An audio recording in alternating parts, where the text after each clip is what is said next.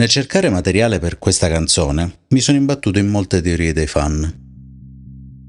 Questo è Stay, un podcast in pillole sugli U2.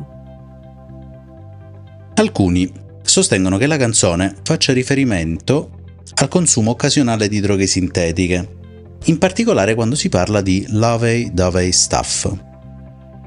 Pare che questa frase sia usata per indicare l'LSD o l'ecstasy, due sostanze molto diffuse nelle discoteche degli anni 90 per lo sballo del sabato sera. Un'altra teoria suggerisce che si parli di sesso occasionale, dando alla frase un significato diverso, romanticherie. In questo caso, la canzone diventerebbe la descrizione di esperienze amorose occasionali in discoteca, ma con un desiderio insoddisfatto di qualcosa di più profondo. Personalmente, ho un'opinione un po' diversa. Credo che questa canzone vada osservata con uno sguardo più ampio, ma procediamo con ordine. Come succede in ogni episodio, faccio una breve premessa sul periodo in questione.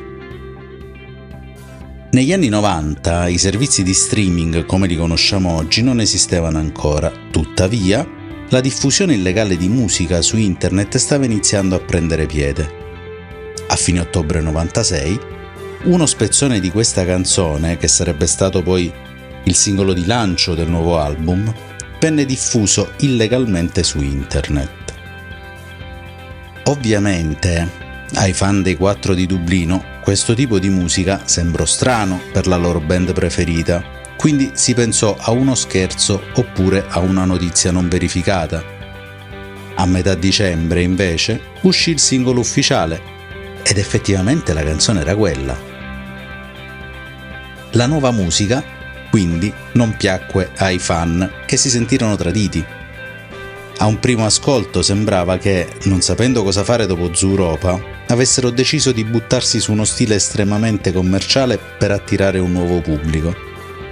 Pochi pensarono subito a una nuova sperimentazione, pochissimi si soffermarono sul testo, concentrandosi invece sulla musica e sul video con i 4 camuffati da Village People.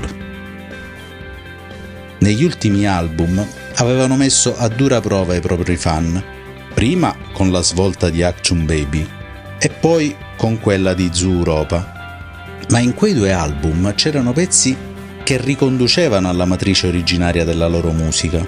In questo brano, invece, era difficile vedere i vecchi U2.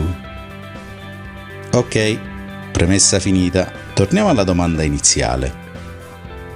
Come possiamo interpretare Discotheque? Cos'è questa canzone? Oggi credo che abbiamo una parola in più per descriverla. Trollata.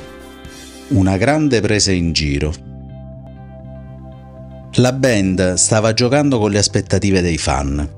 In altre parole, la canzone è una sorta di scherzo, una provocazione, in cui gli U2 si divertono a confondere e sorprendere il proprio pubblico, con uno stile musicale inaspettato e un video altrettanto sorprendente. Questo comportamento può essere visto come una critica al consumismo e alla cultura dell'usa e getta, dove tutto, compresa la musica, può essere vissuto come un prodotto da consumare rapidamente e poi abbandonare. Ogni argomento che gli si attribuisce, droghe, amori fugaci, musica, qualsiasi tema gli si vuole affibbiare gli calza a pennello, perché l'argomento di sottofondo è il consumismo. Loro stessi si sentono un prodotto. Devono assecondare i gusti dei loro fedelissimi o di quelli che vogliono conquistare. Si camuffano da altri proprio per questa idea di voler assecondare mode e gusti diversi. Quando uno spezzone di Discotheque venne diffuso illegalmente su internet, anticipava un futuro in cui la musica sarebbe stata facilmente accessibile online, spesso senza il consenso degli artisti. Questo evento può essere visto come un presagio dell'evoluzione dei sistemi di streaming, che avrebbero rivoluzionato il modo in cui consumiamo musica e altri contenuti audiovisivi. La canzone stessa, quindi, diventa una metafora di questo cambiamento, rappresentando come anche i prodotti culturali possano essere rapidamente condivisi e altrettanto rapidamente dimenticati. L'album, che uscirà nel marzo successivo, nel 97, si chiamerà Pop e sarà seguito dal Pop Mart Tour. I simboli usati per quella tournée saranno la scala evolutiva di Darwin, con l'aggiunta di un ultimo personaggio che cammina con un carrello della spesa, mentre sul palco capeggerà un enorme arco giallo che ricorda una nota catena di fast food americana.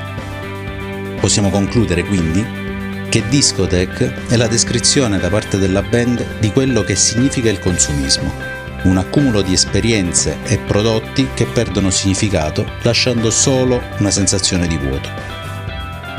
Con il passare del tempo quell'album così traumatico verrà rivalutato anche dai fan più accaniti, ma di questo ne riparleremo con le altre canzoni. Tu che mi stai ascoltando, che ne pensi di questa canzone? Scrivilo pure nei commenti, oppure manda una mail a bmip.podcast@gmail.com. Alla prossima! Stay. Ogni domenica alle 13